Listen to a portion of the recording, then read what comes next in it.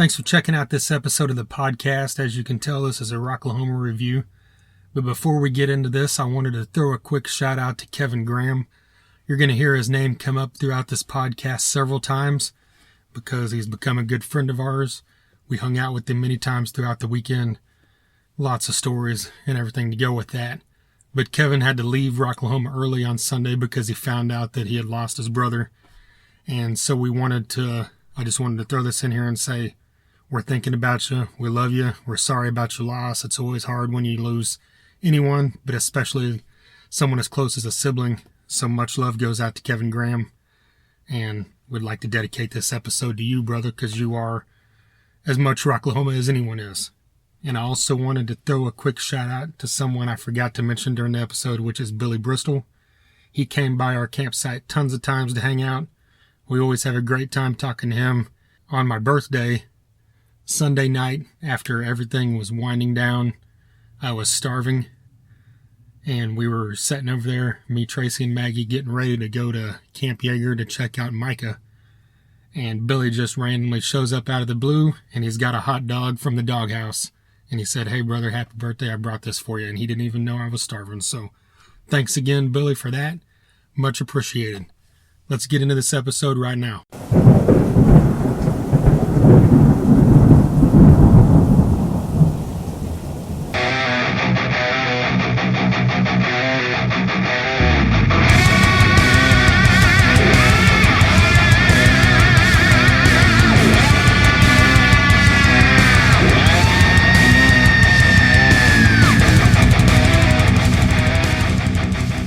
This is episode 66 of the Thunder Underground podcast, and this is one thing only, and it's a Rocklahoma review. That's all you need. Yeah. We haven't been to Rocklahoma we didn't like, so we're not really, Yeah. Critiquing anything other than maybe a few bands here or there, but I guess that's what, That's right. I don't need to get too in-depth with what we're talking about here, And by the way, you're Trent and I'm Jason. Oh, there you go. So, yeah, if this is the first time you're listening to us because you found out about us at Rocklahoma, because we had several people talking to us, or we talked to people about what was going on, and other people stopped and talked to us when they saw our banner and so on and so forth. We had other people that we know out there promoting us just because they're good people. Definitely. We appreciate you tuning in here. This is thethunderunderground.com is the website. We're on all the social medias. As you know, there would be 65 previous podcasts you could check out, one of which was a couple episodes ago, which was a Rocklahoma preview. And I suggest you go check that out, even though, there's no reason to preview something that happened. But it's just a good episode because we had Kevin Graham on, and he had a lot of funny stuff to say. Yeah, he helped us. He helped us run down the lineup and tell some stories. It was a good one. Yeah. Well, this was the Rocklahoma's 10-year anniversary, and it's kind of weird to imagine this. It's already been 10 of these. Yeah, and we've been to every one of them. Yeah. Good, bad, or indifferent, rain, no rain, hot, not hot, broke or not broke. Right. We've been to every damn one of them. Somehow we made it. Yeah. And let's think. 2007, when this happened, we went out there just because we love 80s rock. Yeah. Glam rock, all that, and that's what it was themed around. And I kind of thought it'd be a one-time thing, but there was a big crowd out there, and then the second and third one happened, and by the third one, it started to dwindle a little. Yeah, they knew they had to do something. They knew they had a little tweaking to do. Yeah. And then that's when they got AEG involved as a partnership, and where we're at now, where there's a mix of everything, and Rocklahoma has done a good job of branding itself a little different from all the other festivals around the country, because there's always several of those bands, from the era that fit those first three. Like this year was Great White and Sebastian Bach, Bang Tango, Scorpions, that all fit that era. And of course, the Retrospect stage is there every year, and Sam from Retrospect Records does a great job of bringing in bands that either are actually from the era or are newer bands that totally have that sound and attitude. Yeah. Keeping that spirit alive without being, dated or anything. Right. Yeah. Well, generally, we always get out there on Wednesday. We have every year. Actually, this is your first year in a while to get out there early, right? Yeah, usually I'm not getting out there till like Thursday, early evening or something. But kind of like the earlier years, I was able to get out there on Wednesday this year. And, it made things a little more tiring, but it was still good. And I'll probably do the same thing next year. Yeah. We get out there Wednesday, set everything up, and which takes a little bit because, you've got, being out there 10 years, you become friends with a lot of people around there. Yeah. And then the people that are there come by when they see you and show up and start talking, which is great. Yeah. And of course the wind's blowing, so it's a pain in the butt to set some tents up. Yeah. And that's the other thing, 10 years straight. We've been in VIP camping every year, but we have always used tents. We've never stepped up to a camper because, hey, we're thrifty. We're thrifty bastards, as That's you like right. to say. And we're warriors. Yeah. Which the last couple of years hasn't been bad. Well, last year the rain was bad, but I mean, being in May, it's never been too hot that it was uncomfortable like it was in July. Yeah. When you camp in those tents in July, man, you got like 2 hours sleep if you're lucky because it was hot at 4 a.m. and it was extremely hot at 8 a.m. When the sun came out, yeah. But this way, it's in May and, really, I don't want to be in a camper most of the time. I want to be out and, in a lawn chair with a beer or going to somebody else's camp or going and watching a band. Yeah. So, I'm just kind of used to how we do it by now. Yeah. Well, Wednesday night, like I said, we got things set up and we hung out, some friends, normal stuff. And then we were able to get one interview done. We did a pretty lengthy one with Sam McCaslin from Retrospect Records that I mentioned earlier. So look for that in the coming weeks. We actually recorded several out here, and we don't really have a schedule yet on when they're coming out, but, we'll have at least, I think it's 5 or so coming from this weekend. Yeah. After this one. And that went great, and into that night and everything, nothing too much to talk about Wednesday because no bands were playing. It was more just a hangout night. Yeah, definitely. And then, Thursday came along. And that's when everything kind of kicks into gear. We've got the pre-party starting. Camp Jaeger retrospect party start 2 p.m., went all night. And then Axis's pre-party started at 6 p.m. and went all night. Yeah. And then I remember first significant thing from Thursday, besides eating at a China buffet, yeah, was we came back and went down to Jason Carroll's camp. Yes, we did. Camp Rocklahoma. And him and his wife, and he had his kids with him, and he had a couple other friends. And they were very accommodating. We hung out there for a little while. They gave us refreshments and all the stuff that people do at Rocklahoma, right? And they were refreshing. Yeah. So it was great to see him and hang out. He's been a supporter of this podcast for a while. Oh, yeah, for sure. And we're very appreciative of it. And everybody in his crew is extremely nice people, which is another thing to mention about Rocklahoma is you always hear stories of assholes here and there, but when you have 30 to 50,000 people camping or hanging around, there's always going to be assholes. But, we've been fortunate that we've come to know as a boatload of amazing human beings. Because of this festival. Yeah, 99% of everybody out there is awesome, and we've made some great friends. So, that's one of the cool things about the whole thing too. Yeah, and that's a good thing to throw in right here is, like we said, we've been to all 10. We started at number 1 with it was us and my girlfriend Tracy. She was my girlfriend at the time, and Maggie, the 4 of us. Yeah. Made the first trip, and here we still are standing 10 years later. Exactly. And the original 4. Yeah. And then starting that first year, we met John and Melita Winnie. Yeah. Their sister and brother-in-law, Lucy and James.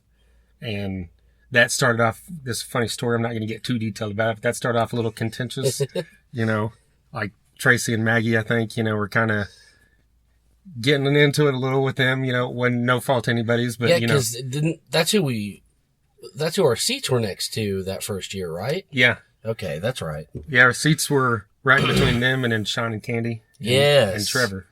That's right. That's and right. all three of those people we know because of Rocklahoma, and Yeah, we're still great friends with. Yeah. And, like I said, they argued a little, because of, beers and things happening or whatever, but which is, that was year one. And here we are 10 years later, we hang out with them all the time outside of Rocklahoma too. Yeah. Yeah. We're all friends and it's all good. Yeah.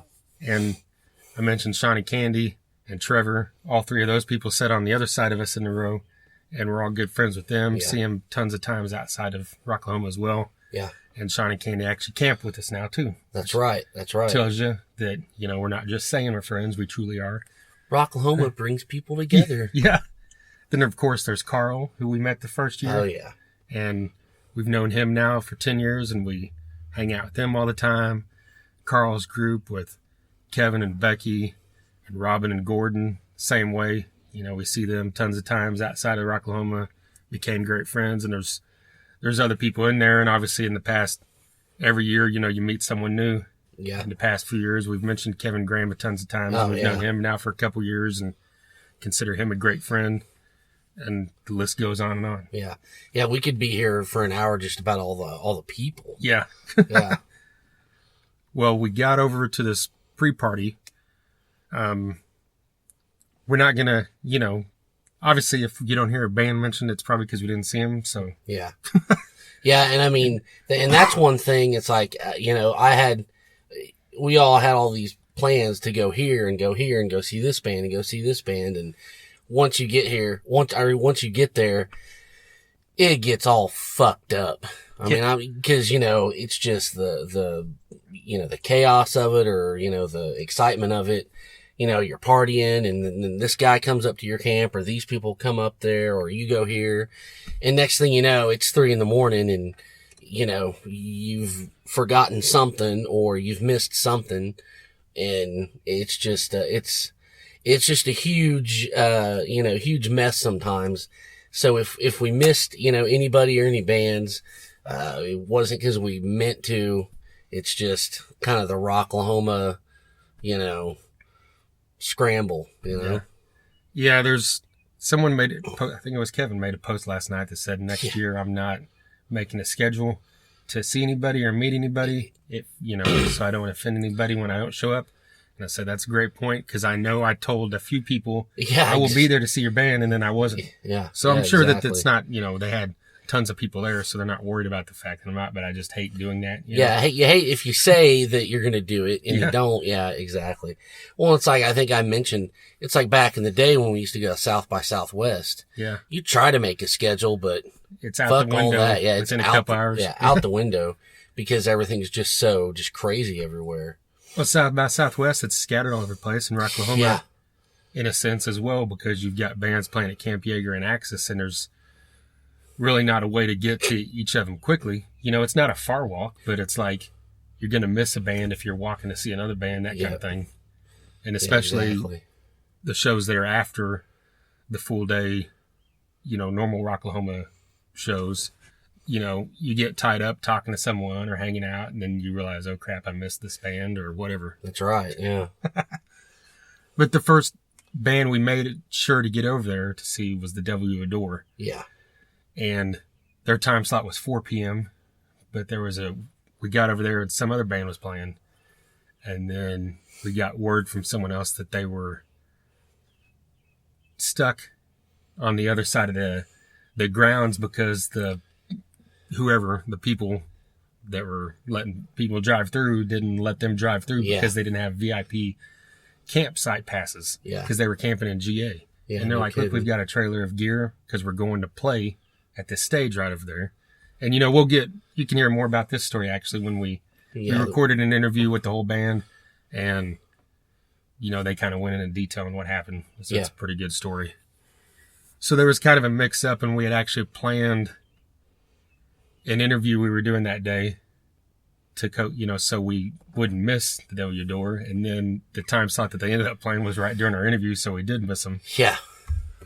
Excuse me. But we saw them eventually, and we'll get to that. Oh, yeah, for sure. And so who was the first band we actually saw that night? I'm trying to remember. Was it Moxy? Or was it 3D in your face? I think it was 3D in your face. Okay. Because didn't we see Moxy during the daytime somehow? I don't know. Yeah, that would have been before 3D in your face then. Yeah. Okay. Daytime. Yeah. Gotcha. No, yeah, you're right then. Yes. Okay. Yeah, you are right. Yeah, because we had actually met Moxy, and because Sam had introduced us to her the night before after we did the interview with him, and he, we'd hoped to do an interview, but like everything else, stuff gets crazy and falls to the wayside. But we did get to see them live, and I mean, I think for me that was one of the biggest highlights of the whole festival. I fell in love with this band. These girls rock. Yeah, there's always, anytime you go to this, you're always going to find a few bands that you hadn't heard before you got there, which is great. Because there's always some bands where you've heard a song or two, and then they turn out being good like you hope. But then there's other bands like this where you might have saw the name on the flyer, but you had never heard them prior. Yeah. And Moxy was definitely one of those bands for both of us. But we made a point to get over there because Sam had introduced us to them. And, it was interesting because, they were all teenagers, except one of the members, I think, is 20. But the drummer's 13. Yeah. And we got a 17-year-old, an 18-year-old, and I think I'm right, and a 20-year-old. Yeah. An all-female band. We got over there, saw them, and like you said, it rocked. It lived completely up to any hype that was there from everybody. And they held their own with everybody on the whole festival. Yeah, I mean, these girls, they look great. They're professional. They had a total rock star look and just a feel. They did some cool covers. All their originals are badass. I mean, I think you need to watch out for this band. It was one of my favorites of the whole thing. And like I said, we got to talk to Moxy for a while, and she was great. And so I'm just excited that I found a band that really kind of flipped my lid there. Yeah, definitely. Like you said, watch out for them because you can say that about any band you like, but this band has absolutely everything you need to succeed. Yeah. And exactly. There's other all-female bands out there, but they don't always combine all the elements they need. And this band certainly does. Like you said, they've got the look, and they've got the attitude. They've got this, and most importantly, they've got the songs that are great. Yes. And so, speaking of songs, we're going to play one for you right now. Let's do it. And this song is called Watch Your Mouth.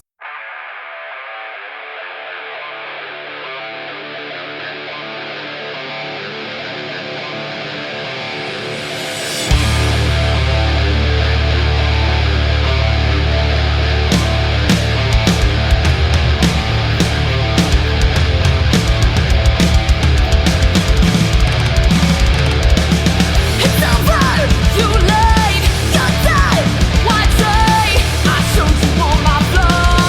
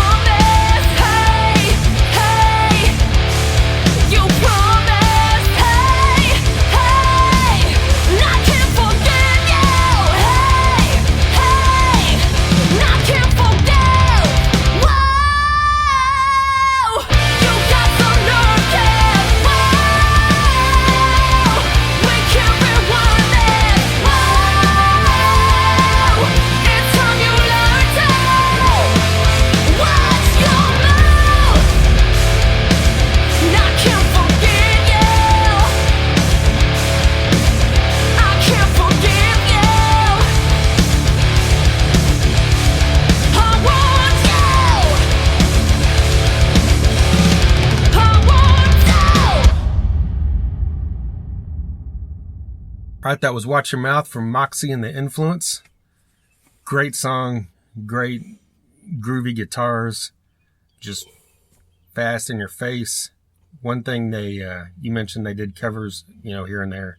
Yeah. And one of the covers they did was Kickstart My Heart by Motley Crue. That was great. And I think that was a great choice because it completely fits their attitude, fits what they're doing. I mean, you think of Kickstart My Heart, and it's exactly what they're going for, that attitude, and they pull it off great.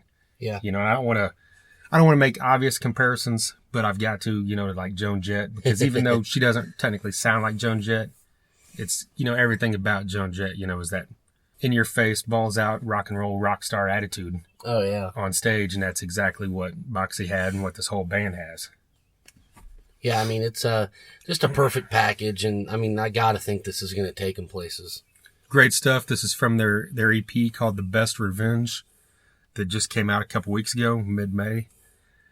You can pick this up at their website, Moxy and the Influence. They've got other stuff for sale on there as well. And, of course, they're on Facebook and Twitter and everything else. And they're from California, and you can catch them out there. And I'm sure soon enough you'll be able to catch them all over the place. I can't imagine that you wouldn't be able to. Exactly. So, after we... excuse me. Losing my voice after 5 or 6 days being out there. Yeah, right? no kidding. After we saw Moxy, we saw 3D in Your Face. Yeah. And it's another band that we were able to record an interview with a couple of the members out there, which is a great one. Looking forward to getting that one out for you. And I don't know, this exceeded my expectations. Yeah, it really did. Because we had played a couple of their songs prior on a couple of different episodes, because we're big fans of what we had heard from them. And so this is one I was really looking forward to, just because of, like I said, what we had heard. We knew it was good stuff. We both liked it. And then they came out there guns blazing and just tore that place apart. Yeah, they did. I mean, there's definitely something in the air. People were going nuts. I mean, and these guys played their asses off. The bass player got down in the crowd, and I mean, there's just so much energy. I mean, if you like, that 80s style rock, I mean, this is your band. I mean, it has to be. Yeah, and it's like there's so many different elements from the 80s style too. It's not just one thing. Yeah, it's not just you can compare them to one band. You can compare them to like 20 different bands from the era, and they do it all so well. Yeah. Like in that interview, the guitarist is real into, Van Halen and stuff like that, and he's got the chops to show that. Oh, yeah, he does. But then they got the total sleaze going on too. The bass player is really into, punk attitude, and the song he sang was full of that. Oh, yeah. And, the singer of the band's phenomenal. Excellent vocalist. Drummer's great as well. And it's just everything about this band totally encapsulates that era and does it amazingly well. Yes, they do. We've said that before, and now seeing them live. Yeah, I mean, it was even better live. Yeah. Yeah, I can't wait to get that interview out to you here in the next couple weeks sometime. Yeah, that's going to be a good one. Yeah, that was a fun one, just regardless, because those two guys are kind of kindred spirits in the style of music that they liked and we liked, getting even deep as far as like talking about Union with Bruce Kulick and John Crosby. Exactly. I mean, we could have talked bands with these guys for hours, Yeah. Well, I think this is going to sound bad, but we saw other bands here and there that night, but we did not catch another full performance of anybody. Yeah. One I did catch, I know that you didn't. At the end of the night at Axis, I was that's right. Even the Dogs was one of the bands I really wanted to see because I hadn't been able to see them yet, even though they're from our area. We didn't mention Michael Thrasher yet. Our good buddy Michael Thrasher, we've been friends with since we were like little kids. I'm talking first grade. Well, he was on like episode 4. That's right. That's way back. We did our Guns N' Roses, just talking about Guns N' Roses. Go listen to that. Yeah. And he was out there working, so, we hung out with him a ton of times, and he took me and Tracy down there, and we, caught, the second half of even the Dogs set, and, these guys sound as great as they do on record. Yeah. I was very happy that I got to see some of that. Cool. But prior to that, we went down and hung out with Sprout for a little bit because he invited us over to Camp Zombie in the GA campgrounds where he was, or it was actually the artist campgrounds behind Axis. Yeah. Where he was camping, and we ran into Derek and Chris from Severmind, talked to them for a couple minutes, and then, we just hung out with Sprout, and it was a great time to just be able to talk about Screaming Red Mutiny and what was going on and just other random stuff about the festival. Exactly. That was for a little while Thursday evening, and then we got back down to, our campgrounds and hung out with the usual people like Kevin Graham and all the people we mentioned earlier, and then, of course, Sam Mackey is another one to throw out there. Yeah, definitely. One of Kevin's great friends who's become a friend of ours thanks to Rocklahoma, and that dude knows how to party. I can tell you that. Yes, if there's anyone out there that does, it's him. Every time you turn around, he's walking by, going somewhere else. He probably doesn't have a schedule either, but he is everywhere he needs to be. So that's right. Props to him for that, for sure. And anyway, I don't know if there's anything from Thursday I'm forgetting. I'm sure there is, but maybe we can bring it up another day, right? Yeah. Friday was the first day of the actual Rocklahoma event inside the grounds. And the first band that kicked it off, was it Wilson? Or were they second? I don't know. I mean, second on the side stage. Yeah, we saw Wilson. Well, regardless, let's just talk about Wilson then. I'd heard one or two songs on Sirius, and I liked them, so I wanted to get over there and see them. Yeah. And their whole performance was great. Just straight up groove, it kind of in the vein of like a Clutch or something, but a little more accessible. Yeah. A little more radio friendly, I guess, than Clutch, but not so much radio friendly that is generic at all. These guys just had this total, rock and roll groove and attitude thing, that you can, I think they're from Michigan, maybe. Yeah. Well, I mean, I'd never heard a single song from them. I'd heard the name, and I just, I'd seen like who they were, who they tour with or what festivals they were on, and I just thought it's probably some kind of radio rock thing, but they were more than that. I mean, they could shred. I mean, they had a lot more power than, the usual fare. I was impressed. Like at the end of the performance, the singer crawls down into the crowd with the bass drum from a marching band strapped to his shoulders, plays it, and then jumps on top of the crowd. And I got a couple good pictures, I think, of him on top of the crowd, but not with that drum. But so that's always cool when you see something a little unique like that. Yeah. And then Bang Tango was the first band to kick off the main stage. Yeah. And they haven't been there since the first or second year. Yeah, no kidding. And Bang Tango is another one of those bands that, they're from the era that I never got too deep into, but always dug what I heard. And we talked about this before. We're both massive fans of Beautiful Creatures, which was the project that Joe Leste did after. Yeah. But when Bang Tango was on hiatus, I guess. But anyway, I got down there and, they rocked it. I mean, they sounded great.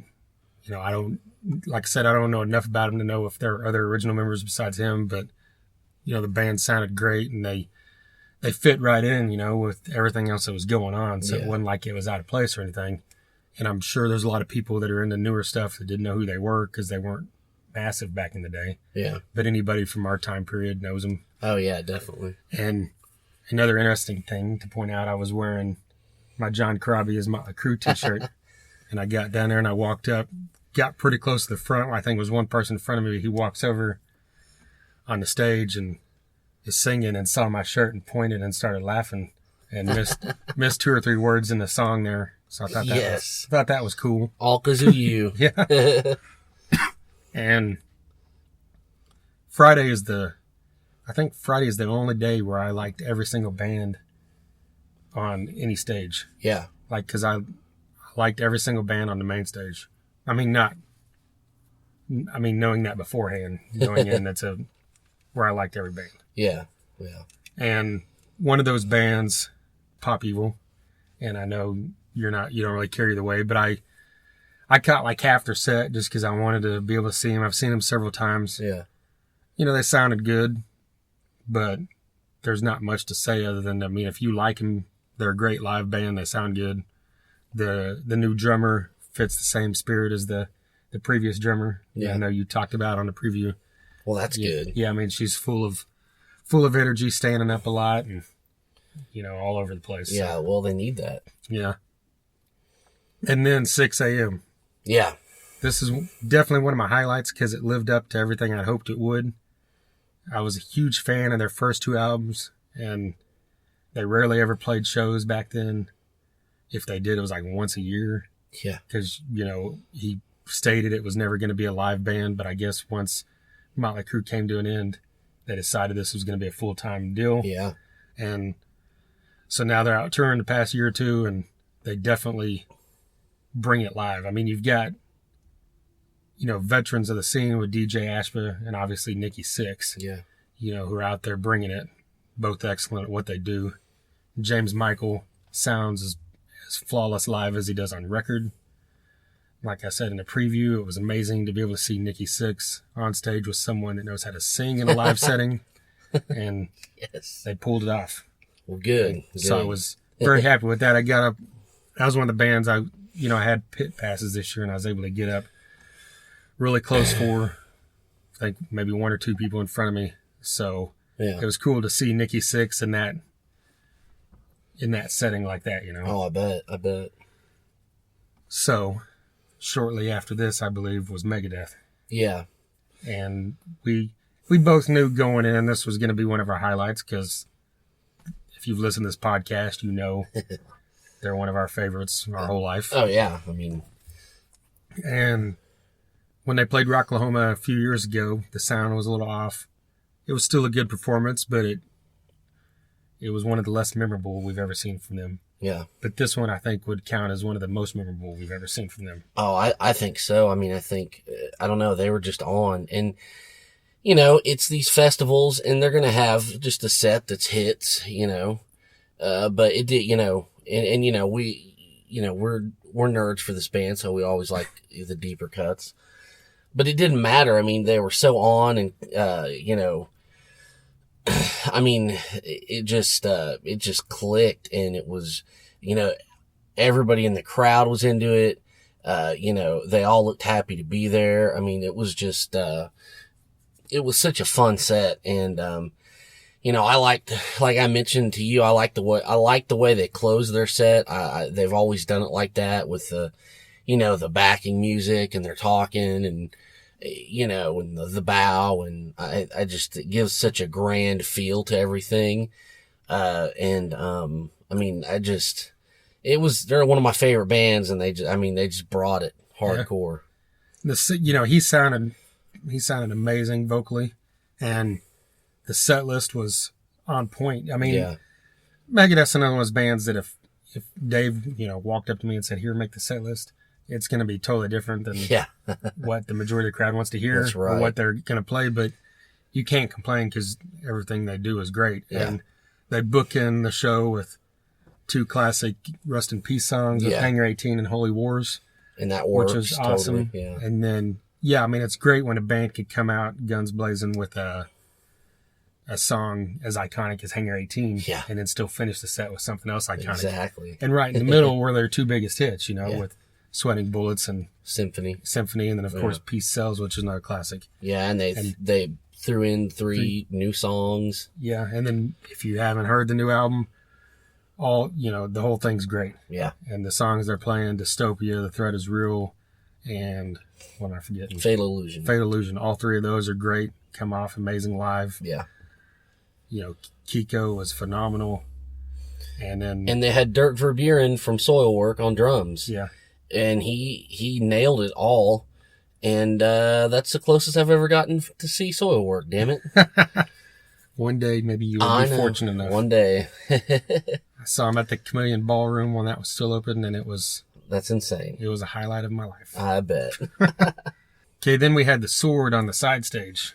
Yeah. And just I don't know how to put that into words, We mentioned this before, we had Kyle Shutt from the Sword on many episodes back, last time they played in Tulsa. Yeah. This is just a phenomenal live band, a phenomenal band that I think still a lot of people out there probably didn't know. Yeah. And I hope that they gain some new fans. It's, a little different than what was going on with most of the bands out there, but, they have that, their older stuff has that stonery feel, their newer stuff has that classic 70s feel, and they're just an unbelievable band that, I hope keeps, picking up steam and keeps getting a little bigger. Oh yeah, it was great to see them, and again, their new album High Country is just fucking badass. And they threw in several songs. Yeah, for that. they did. It was great. Yeah. So definitely look into the Sword if you're not familiar with them, and you like some hard rock. You'll totally dig these guys. They're just a great band to chill out to. Drink some beers. I know that you saw 5 Star Hooker somewhere in here. Yes, right? Yes, I did, and I was pretty impressed. It was just something I just kind of rolled upon. I wasn't really looking for, I walked by and they caught my eye, so I watched them there at the retrospect stage. Good, just, slamming, just hard rock, just a good, they would have worked well in the, the late 80s, early 90s, just hard rock thing, they had hooks, some great solos. So definitely check them out if you can. I know they're from Florida, I believe. And yeah, it was great to get to see them. That was a surprise. And the name's pretty great, too. Yes, that is a great fucking name. Yeah. You won't forget it anytime soon, which is good. That's what you need in a band name. Yes. Well, Rob Zombie. Oh, shit.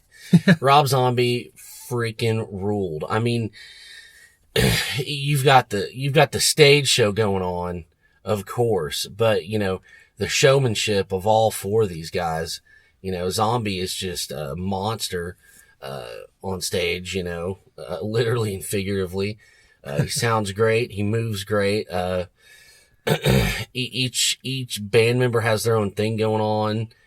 Piggy D looks awesome. John 5. I mean, I don't know. I mean, and every song, and I mean, it's just, it was so bombastic, and it was everything you want one of these big festival sets to have. Yeah. I mean, it was just such a fun time, and, it's heavy, and it's dark, but it keeps the party going at the same time. There's never, it's always happy in a way, if that makes sense. Yeah. And I mean, and again, I gotta say, I love his stance on cameras and videoing, and I love that he's just so open about, hey, this shit is sucking my soul out. Quit filming. Turn your phones off. And, I mean, I'm so behind that, and I'm glad he did all that. So, yeah, I can't say enough about how good Rob Zombie was, dude. Yeah, I have always been a huge fan of him, since I first heard White Zombie. Yeah. With Black Sunshine and Thunder Kiss on whenever that was on Headbangers Ball. Yeah. Then I saw White Zombie open for Panther at 92, and it was awesome. Yeah. And so I've been a big fan ever since. And I mentioned this before, over the last few years, I just kind of, my interest died down a little, not because it was bad, just because, I had other stuff I was into. Yeah. And I've always liked him, but I just wasn't as gung-ho about it. But this new album came out a month or 2 ago, and it really reinvigorated how much I love this guy, because it was just so kind of what you described, it's kick-ass, party rock and roll metal, and it really got me excited about this, and it really, like you said, lived up to all that as well. Yeah. And you don't see too many people that are that heavy that it feels like a party. Yeah, I know. Exactly. And, all the stuff on stage is, zombies and monsters and ghouls and whatever, but it's all always been in the whole campy old school way. Exactly. To where it's fun, so it's not like, it's supposed to be, evil and scary like it's King Diamond or something.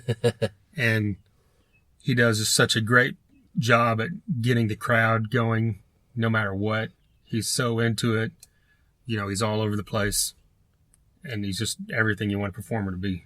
And another thing to point out with the phones that you mentioned was, he said, like you said, he went on a spill. And most people went down for a little while. There was always a few random people still taking pictures or video or whatever.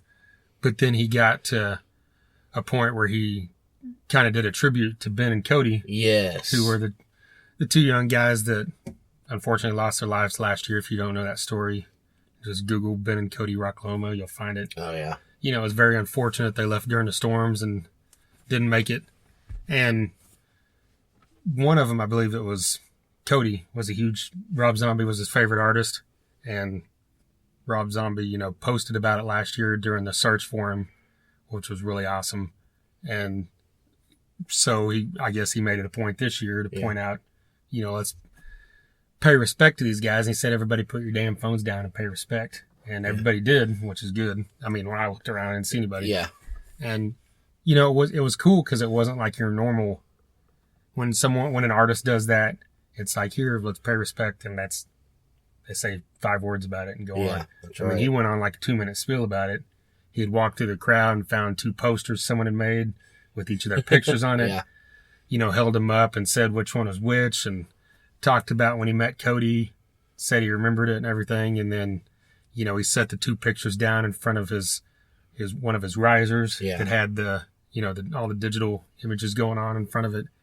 And, the whole time he was doing the spill, John 5 was playing the riff to Thunder Kiss 65, which, was one of those iconic riffs. Yeah. And, to hear it go on for 2 minutes is badass, And, he's talking about these 2 guys and, and everybody, it just kind of gives you goosebumps, Yeah. Because it was such a huge moment. And I know that, Ben had family there because I'd seen his sister posting in the Rocklahoma group. Yeah. So, that's got to mean the world to them. Oh, yeah, definitely. And so go look that up. I'm sure it's on YouTube by now. Oh, yeah, I bet the tears were flowing, Yeah. And then he said, for the next 3.5 minutes, let's, make these guys proud. And they played Thunder Kiss 65. That's awesome. Yeah, that's great. Yep. And like I said, just a phenomenal show. If you're listening to this show, you've probably seen Rob Zombie by now, but throughout his career, but if you haven't, make yourself a point to do it. Oh, yeah. It's like The Crew or Rammstein or something. Even if you're not huge into the music, you're going to walk away saying, I saw something badass because it's such a huge stage show. Yeah, exactly. I mean, yes, his music is great. Don't get me wrong. But you have to see this guy live. I mean, you have to. Yeah. And he's playing Riot Fest later this year, and they're performing Astro Creep 2000 in its entirety. Yeah. Which I would just love to see. Yeah. Dude, I wore that CD out back in the day. Yeah. Probably not as much as you and Thrasher, but I did. Right. Well, next up was Last in Line. Oh, man. And this was probably, if you had asked me beforehand, which I think we talked about on the preview, that's besides the Scorpions, just because they're such a huge thing in my life. Last in Line was what I was looking forward to the most, I think. Oh, yeah. I mean, of anything. And yeah, I mean, just to see, I mean, this is the closest to Dio we're ever going to get. And to see it so up close was just amazing. I mean, they nailed all the songs. They played a new song. 2 new songs. Yeah. And it was so cool to see, Vivian Campbell, just soloing his ass off again. Cause I think right there in your face. Yeah. I mean, it was great. It was great. Yeah. We got over there, cause we made sure we saw Rob Zombie, got over there. So weren't able to get super close, but our friend Sean had sent me a text and he said, I'm first in line to see Last in Line. Cause he was literally 2 people in front of him. Yes. And then Candy came out and found us and drug us up there. Yeah. So we got extremely close. And like you said, Andrew Freeman, did everything complete justice vocally. Yeah, that's right. He's got the same vein of vocals, but still his own thing going on. And it was, they played tons of classic Dio songs. They opened with The Devil in Me, and they played Star Maker towards the end and dedicated it to Jimmy Bain. Yeah. And then, of course, Last in Line, Rainbow in the Dark, Holy Diver, We Rock, Stand Up and Shout. Yeah. Straight Through the Heart, which is a surprise. Yeah, that was insane. It was kind of, I was expecting actually probably half new songs and half Dio songs. Yeah. But maybe they just knew, hey, this is a festival. Yeah, let's just crank out the Dio hits and the crowd goes nuts. And they did. And they fucking did. Everybody around us was singing every word to every song. And it was just a cool feeling. Yeah. Yeah. And so totally glad, because that's the type of band that not everybody's going to get to see, because they're not going to be heavy touring ever, probably. Yeah, and they're not doing a lot of stuff. Yeah. So to see that, I mean, we're super lucky. Yeah, because even if they do another album, they're just going to have to fit everything between Def Leppard's schedule. Yeah, exactly. So which is always heavy. Yeah. So quite an honor to be able to experience that. And that's definitely in my top, if I made a top 5, which would be hard, but I'm sure that would be in there. Yeah. Finished off the night with Disturbed out there, and this was all me, because I know you're not a fan. Take it away, buddy. But I've been a fan, since they came out, and I've seen them before, and this is they're a great live band. They sound great. They have a, great stage show, and, there's fire flying everywhere, and I mean, it was constant. It wasn't like every once in a while. It was like every song had fire shooting out almost. Yeah. And then, they played a good, a hit set, of the radio singles, They did a 10-minute long cover medley, which was cool. I know some people would rather, a lot of times I see bands I like and would rather see 2 more of their own songs, but it was pretty cool because it was a good mixture of stuff with 9 Inch Nails, Rage Against the Machine, U2, and The Who. Yeah. And during U2, James Mycah from Sixx AM came out and sang I Still Haven't Found What I'm Looking For with David Draymond. And then next up was Bob O'Reilly, and Nikki Sixx came out and played. Oh, that's awesome. So they had both bass players up there playing that. And, they did all the songs justice. It's kind of hard to imagine David Draymond singing that stuff, but, he's got a good voice, even if it's not in those style of vocals, so he can pull it off. But my only complaint is they're great, they sound great, but after watching Rob Zombie, there's no comparison, because it's like, even though they sound great, it's like David Draymond is just more of your serious kind of, walking around singing. He's putting on a good performance, but they're not putting on a show. That's right. Which you don't always need, but you can't follow Rob Zombie and not do something memorable. I really think he should have been the headliner. Yeah. I just, when they announced, I thought it would be Disturbed one night and Rob Zombie another night, since their tour wasn't continuing after this. But maybe, of course, Rob Zombie probably didn't want a 2 or 3 day break in there. Yeah, exactly. But I personally think Rob Zombie should have been headlining instead of Five Finger Death Punch. Obviously. But no need to get into that right now. And that pretty much wraps up the show part of Friday. Yeah. We got out, and I know we saw some after party bands here and there, but we didn't catch any full sets. And we, of course, hung out with all the people we've mentioned and more. Yeah. We met a lot of, people through this Rocklahoma group as well. Tim Pipkins was one of them. Valerie Hill, Miss Rocklahoma 2015. Yeah. Kevin Graham brought her by and introduced us to us, and I saw her many more times throughout the weekend. She was totally cool and totally deserving of that title. True rock and roll spirit, not just a pretty face like some of these people are. And, Chris Kopp was another guy we met. He came by and bought T-shirts. Yes. We had several people do that, so much respect to that. And if you want a T-shirt, thethunderunderground@gmail.com or Let us Facebook, know. message us, and we'll get it sent out to you. All right, we got into Saturday like normal shenanigans leading up to the gate opening. And then once the gate opened, we got some Wild Throne. Yeah, what'd you think of them? Yeah, this was another one that I was looking forward to ahead of time. Yeah. And they completely lived up to the hype in my head. And just an unbelievable band, It's just completely different than everything else going on this weekend. Definitely. And they delivered 100%. A 3-piece making that sound is crazy in itself. And it's kind of it's one that's hard to explain, but you had a good description recently. I sure did. Yeah. I thought Wild Throne sounded like if At the Drive-In and Enforcer fucked, this is what you would have. Yeah. I think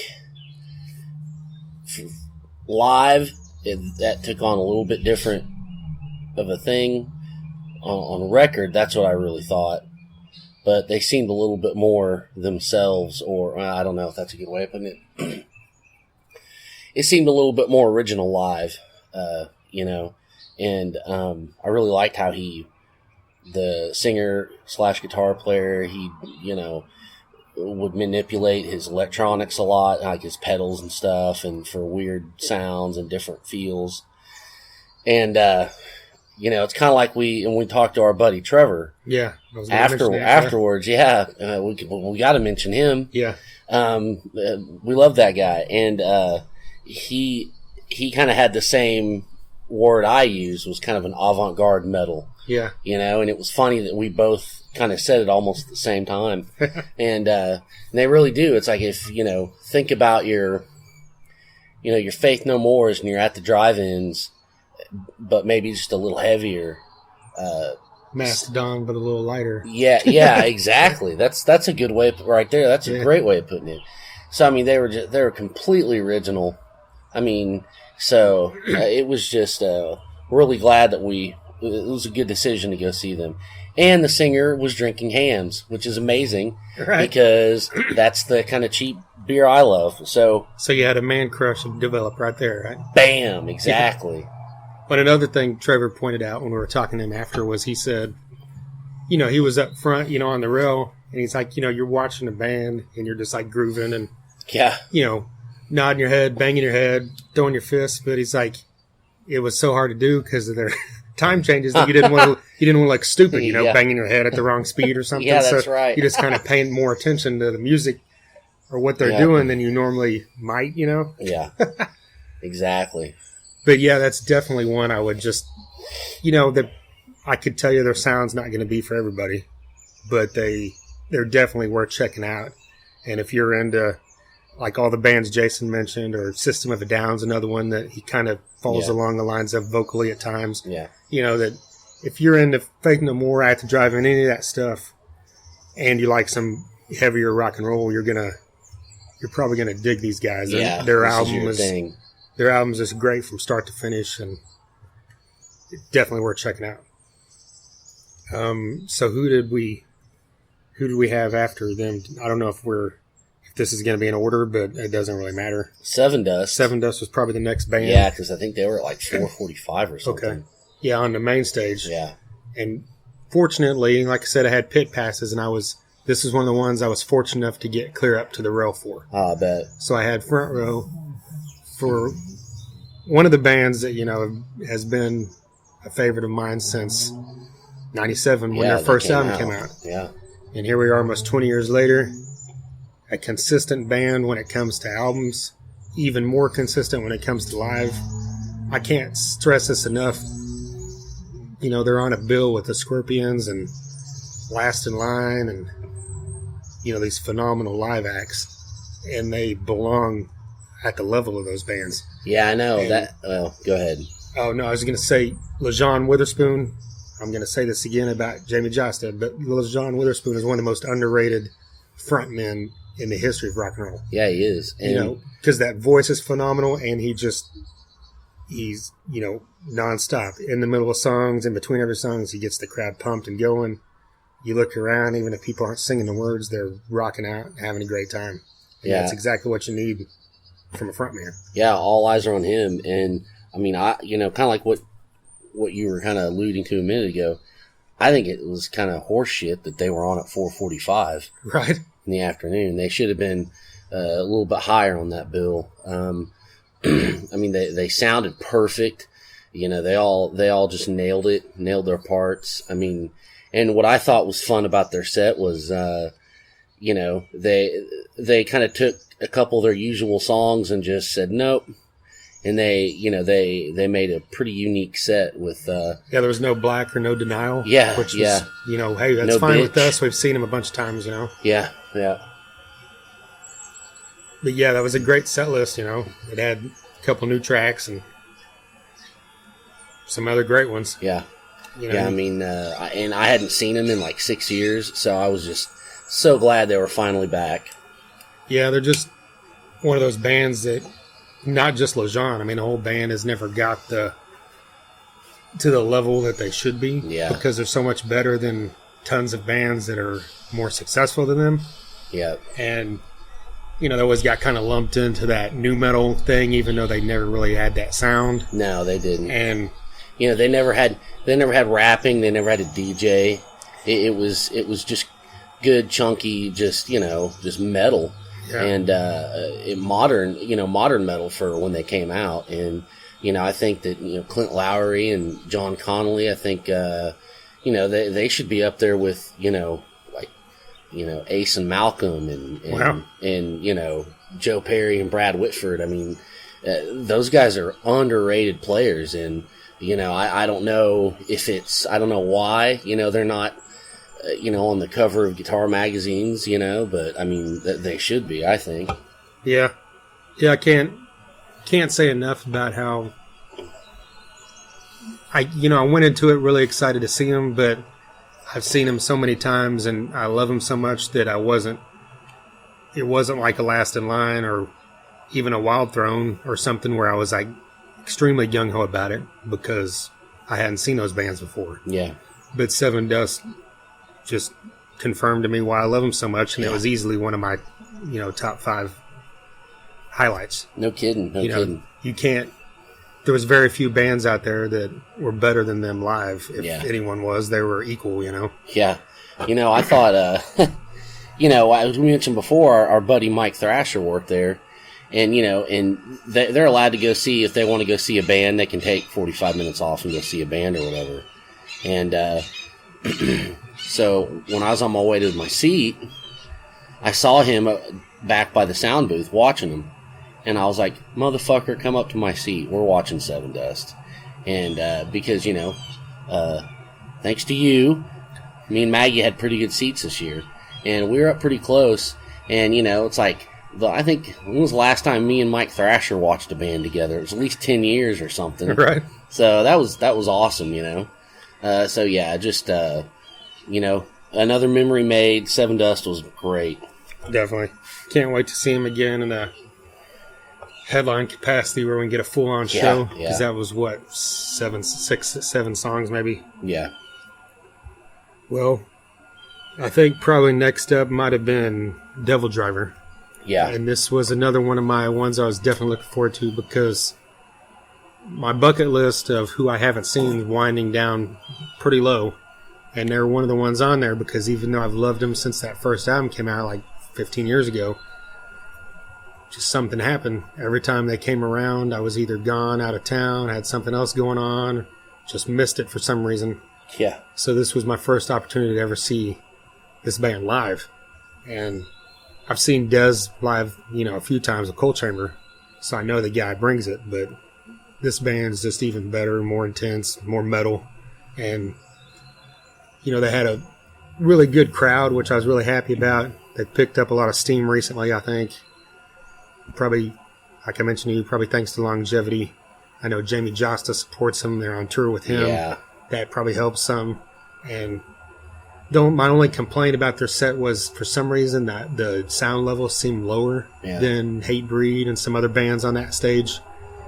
That might not have been their fault. Yeah, I know it wasn't. No one's going to say, hey, turn us down, Ask Sebastian Bach, And we'll get into that in a minute. But they sounded great, but it's just when you're outside and your sound's not high enough, the intensity is lost. Yeah. And, they did a great set list. They pretty much stuck to all the singles they've ever released, and the songs they're most known for. I Could Care Less, Clouds Over California, the new one, Daybreak. They didn't play Dead to Rights, I don't think, which I love. But, hey, they had a 35-minute set, They're only going to play 6 songs. But they, he sounded great live. The band sounds great. I don't know if anybody's even left from the original band besides him. Yeah. But it doesn't matter. That's one of those bands like Megadeth or Whitesnake or where it's his band. And it's not going to be a band if he decides to quit it, that kind of thing. So as long as he's there, it's a Devil Driver. Yeah.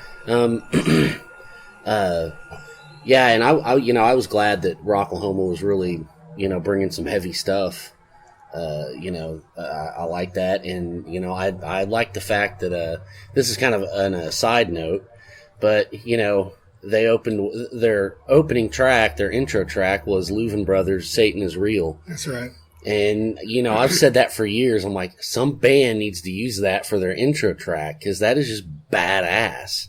And finally, when I heard it, I was like, finally, somebody did it. Yeah. Somebody got it. And so that was really cool. I like that. Yeah, though. That's how Hank 3 Straight to Hell opens, which is great. And that's what's great about it is it fits with Hank 3 and it fits with Devil Drop. That's right. Because Satan is real. Well, I think the next band would have been Collective Soul on the main stage. You think? No, it was Hatebreed, then Collective Soul. Oh, okay. So we must have missed whoever was next on the main stage. POD, maybe. I don't know. Well, I don't remember exactly. Well, let's just talk about Hatebreed then. Yes. They were on... Keep the heavy going. Yeah, they were on the side stage. What do you say other than we got exactly what we knew we'd get? We've seen them live several times. They're one of those bands that, over the last few years, they've got more known, so that makes you a little more polarizing if you're not, I don't know how to explain it, but, he's not your typical vocalist. No. He's a yeller, but that's what he is. It's hardcore. And there's you can't think of really any other hardcore band that's ever got as much attention mainstream as Hatebreed has. There's been ones that had some success here and there, but not to the level of a Hatebreed, I don't think. Yeah. No, there haven't. And I think that two things that help that out is their hooks and hard work. Oh, yeah. And this band works their ass off, and it shows, and it pays, and they just keep getting bigger. They keep getting more opportunities. Jamie Josta is... there's people that know who Jamie Josta is that don't know who Hatebreed is. Right. And, that helps that whole thing out, really. Because when they find out who he is, they're like, oh, shit, Yeah. And so, and that just, it just takes them further. And they put on a great set. I mean, the crowd was insane. And, Josta he is a front man, and I know you know that. Oh, yeah. Like I mentioned with Lejean, I think even though people know who Just is, like you said, not everybody follows Hatebreed. So it's like this guy's just totally underrated in the way he controls an audience. Yeah. And they played, one of the first songs they played was, God, I just drew a blank, the new track, the new single. Looking Down the Barrel Today. Yeah. And you look around, and not just me or you, because we love these guys and love that new album, half the crowd's singing along to a song that's been out for a week and a half. I know. Or 2 weeks. What does that tell you? Yeah, and then he got to that point where, towards the end, where it's just his vocals, and he had the crowd sing it. The whole place sang it just like it was a Def Leppard song. That's right. And you can't, it's something that you can't say enough about. Yeah. That people are passionate about this band, even though there's a lot of people that don't like them. There's tons of people that do, and they've made a formula and they've made it work. He calls it caveman rock or whatever, and just let a caveman live. Yeah, and they're very much in a vein of AC/DC, I think, where you know what you're going to get. The riffs are there always on point. If it ain't broke, don't fix it. Yeah. And kind of going back to, Josta and their, what they're known for and how they've gotten, bigger and bigger. People like Eddie Trunk, who has, said before, this kind of stuff is not my thing. I'm not into the growling. I'm not into the screaming, but he's had Josta on a show. He loves Jamie Josta, and he likes Hatebreed because he recognizes, the hard work, and he recognizes, the nod they give to everybody else, and just so that goes a long way, and that shows you, how far out they're reaching. Yeah, yeah, and you can't stress that hard work thing enough. He's just like a Henry Rollins or a Nikki Sixx, where it's like, yeah, exactly. He's all over all facets of media, thanks to, being on TV, or thanks to his podcast, or thanks to, writing, or thanks to the music. Yeah. You can't turn around if you're into heavy stuff without seeing Nikki Sixx, seeing Jamie Josta, And there's a reason Motley Crue was so successful. Mm-hmm. And that's the reason Hatebreed is here 20 years later as a hardcore band. Yeah, and they're still going to be around for a while. I know they will. Yeah, and there's no, like I said, you don't see that from bands of genres like that, so it's extremely impressive, and just a band I've always loved and always loved to see live because, they bring it. Well, speaking of bringing it, Collective Soul. Yeah. And love these guys since they came out. I haven't seen them live in quite a while. I haven't either. I think I'd seen them more recently than you, but even that's been 10 years probably. Mm-hmm. And this to me was probably the biggest surprise highlight of the whole thing. Because even though I've always liked their music, I've always knew they were a great live band. Mm-hmm. It just, for some reason, just floored me. Because the guitarist, I should have looked up his name. There's one of the guitarists is Roland. I forgot his first name. Dean Roland. Then there's the other guy, and he had some solos, and he had one solo in the middle there that was about 2 or 3 minutes long that just shocked me, how phenomenal this guy was. I mean, we're talking guitar great, Rudolph Schenker later on in the evening, phenomenal, and I was just like, he was his finger tapping, playing over, however you call that when it's over the top on the frets and just all over the place. And he had, everybody down there as soon as he finished that. It got as big a cheer as, December or Shine did, Yeah, that's awesome. And then the whole crowd's singing along to, because most Collective Soul is one of those bands where I imagine that there's probably people out there in the crowd that don't follow stuff as closely as we do that are like, man, I think they remember December or Gel or something or Shine. And that's all I know. But I guarantee you that every song that came up, they're like, oh, I remember that. That. It's like going to see Bon Jovi or Def Leppard or something where every single song was a radio hit. They played Heavy and they played The World I Know. And they have 10 more radio songs that were huge hits that they didn't play. Yeah, exactly. And that's how I think big this band was. People forgot how many huge hits Collective Soul had. Yeah, that's right. So it's just really cool to see them fit in well. They had the 2 slower songs, but the heavier stuff the guitars had a real crunch to it, so they didn't seem out of place. When you see them on the bill, they look out of place. Yeah, a little bit. But they completely made it fit in. And so that's kudos to them. I'm sure that maybe they knew that. They're playing right before after Hatebreed. Yeah, exactly. Earlier than Scorpions, so they needed to bring some heavy, and they did it. They needed to have some energy. And, I'll just say, that's what we do. We can talk about Hatebreed and then go right to Collective Soul. Exactly. That's what's up. Yeah. We love it all. If it's good. If it's not, I won't say it. Okay. Here comes the hate mail. Yeah. Well, speaking of massive hits all over the place, was 3 Doors Down. Yeah. And I was looking forward to it, but I don't even remember what I was doing. I had something I ran back to do, and I missed their set, but I know you made a point to see it. Yeah. So let's hear what. Yeah. I mean, I thought it was great. I mean, they're pretty no frills. I mean, they just had a simple stage setup. And they just relied on their hits. They relied on their music. They didn't, they didn't have any fire or smoke or ramps or anything. And, they played a couple new songs. They've got a new song called The Broken, which I really like. And I've said before, I don't get into a lot of these bands, more of these mainstream bands, but for some reason, 3 Doors Down I've always really liked. And, It's Not My Time, Loser, Duck and Run. I mean, they played them all, Kryptonite. And, did they play Be Like That for Kevin Graham? I remember he mentioned that on the preview. I don't know. Cause at one point I didn't stay for the whole thing. Oh, okay. I think I left right at the very last part of it, cause I was trying to get over somewhere else real quick. But I mean, I caught the lion's share of their set. I mean, they were on point. They were running around. They were making, contact with the crowd.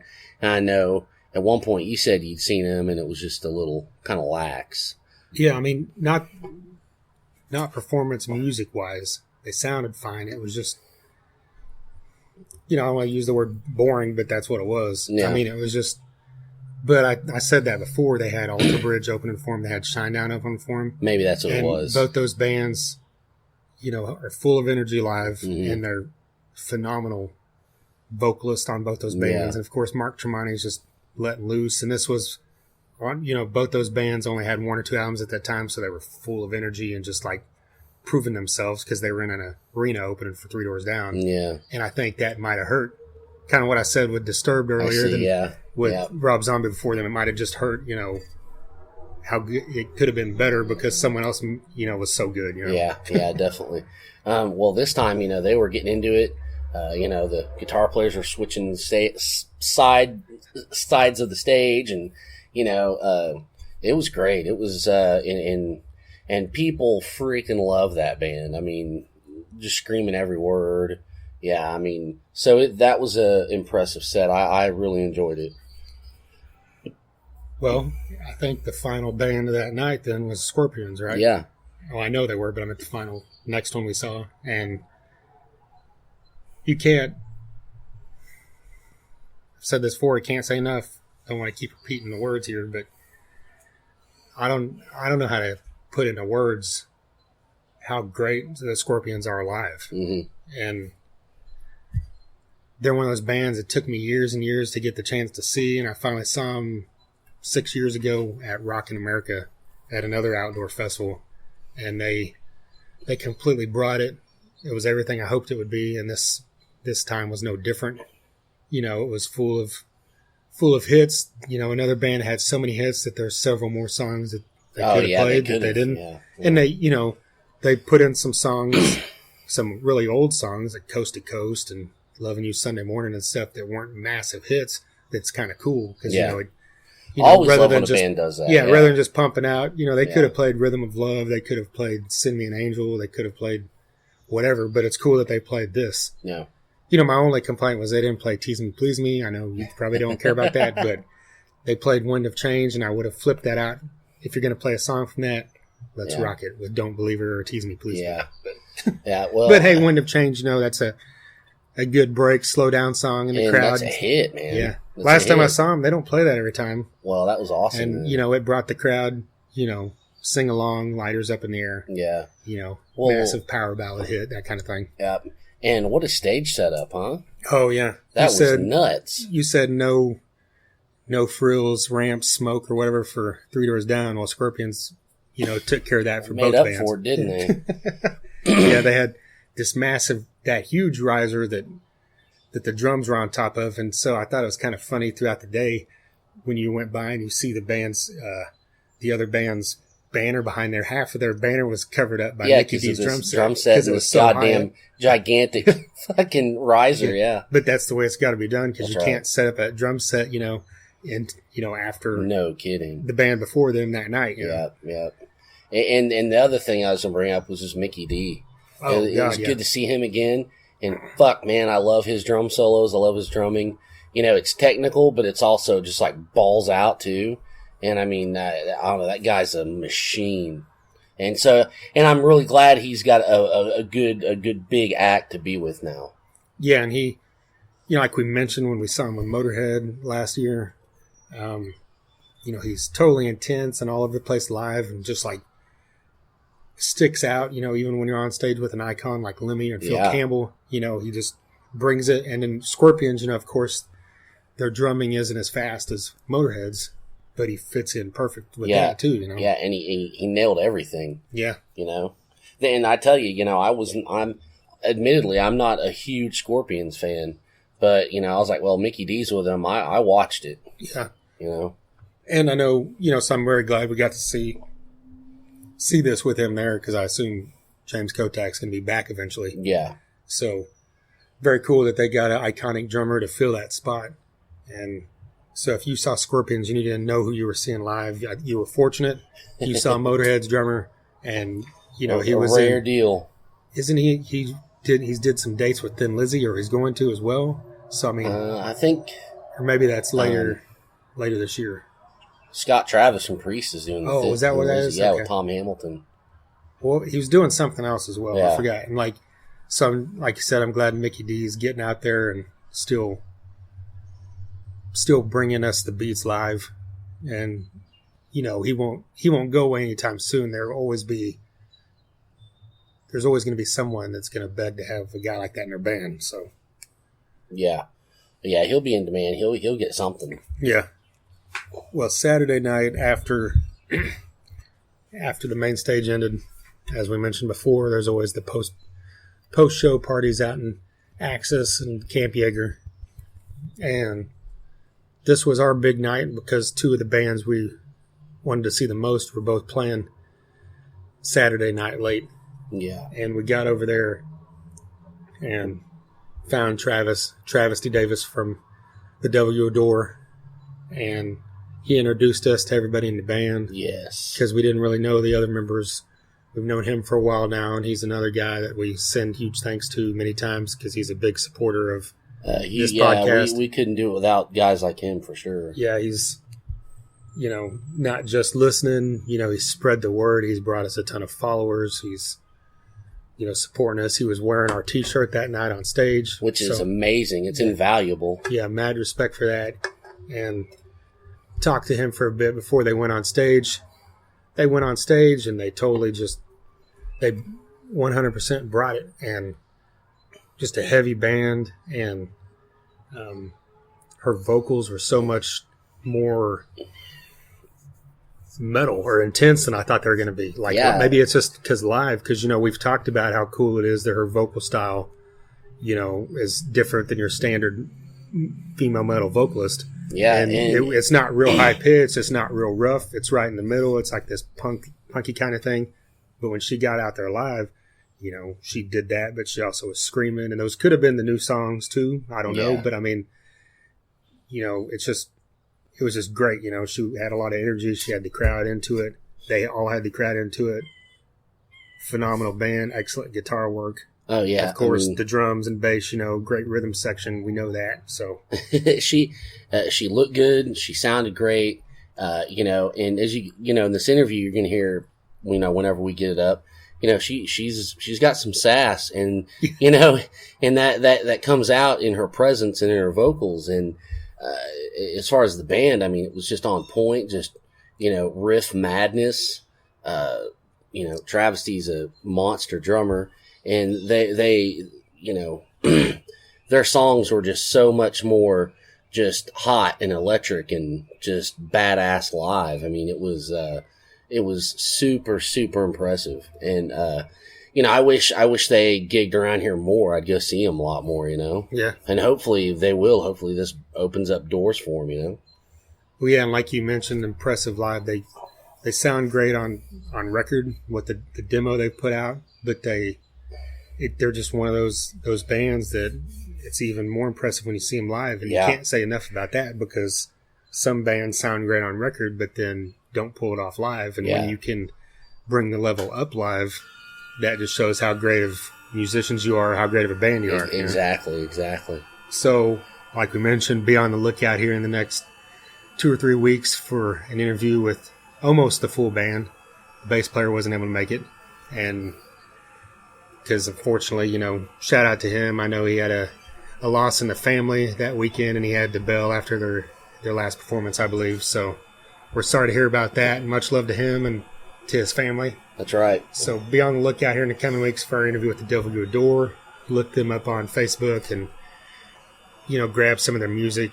And I think we talked about the interview, but they had tons of people walking around there with their T-shirts. Yeah, we did. There's so many of those shirts everywhere. Because it's a cool band name. It's a cool logo, and it's just, because they might have sold those or given people that didn't even know their band yet. That's right. And that's a great thing, because if you get a T-shirt of a band, even if you're not real familiar with them, you're going to look into it. Yeah, you are, definitely. Unless you're some kid who's buying a Misfit shirt, at Hot Topic, but... No, you can get them at fucking Walmart now, God damn it. No, but maybe one day you can get a W Adore shirt at Walmart. That would be awesome. They're on their way. I got mine, and I was going to wear it Sunday, but I don't know, a little bit of rain or something. I put it in my tent, and it was wet. But it's washed now, and it's ready for wear. All right. Well, after them was Freeway Mad, and this band out of England, is just everything you want from a rock and roll band, from a heavy rock band. Just hard rock and roll energy, throwing back to the old school style, but still sounding completely relevant and new. And, it's just kind of the description of what Rocklahoma is about, I think, because they're one of the bands that Sam brought in.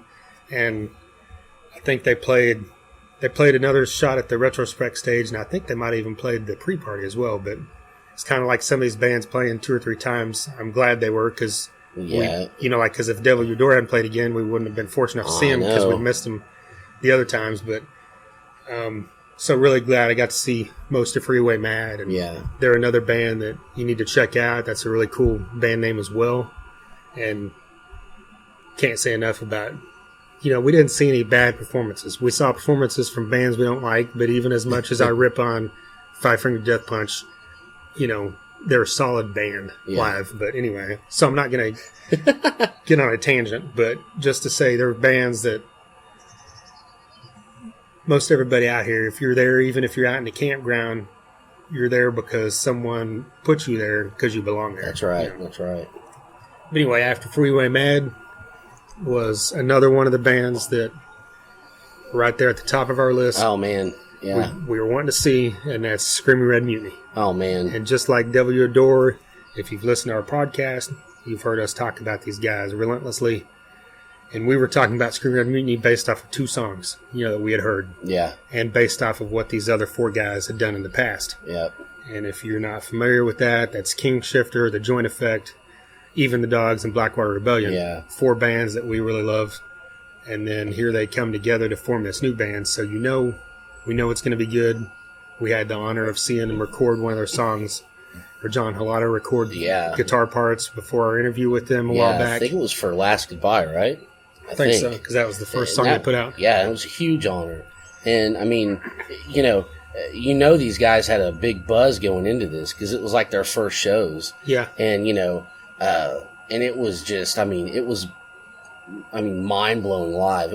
I was so pleased. It was like, yes, they're kicking ass. And I knew they would, and I was so glad they did. It's just, there was just, like, power. That's like the only word I could say. It was just demanding power that this band had. And, just watch out. They decimated the stage. And,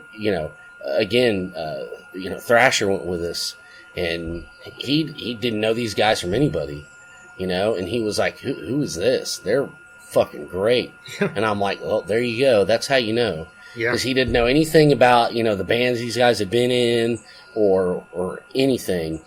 And, he got it right away. Yeah. So that tells you something. Yeah, and I was glad, like, most of our crew went over there because Tracy was there because she has heard me rattle on about these guys relentlessly. So she's like, I'm going. Don't worry about it. I want to be there. Yeah. Maggie was there, and I looked back, and both of them were just, like, rocking out as well. Yeah, exactly. And it's just, like you said, that whole, Camp Yeager had a tent this year. That place was jam-packed from front to back and clear out into the street. That's right. Because, Sprout's a veteran of that stage, and people know what King Shifter brought to that stage and how much this dude brings it live. And, I know the other 3 guys brought a ton of clout with them.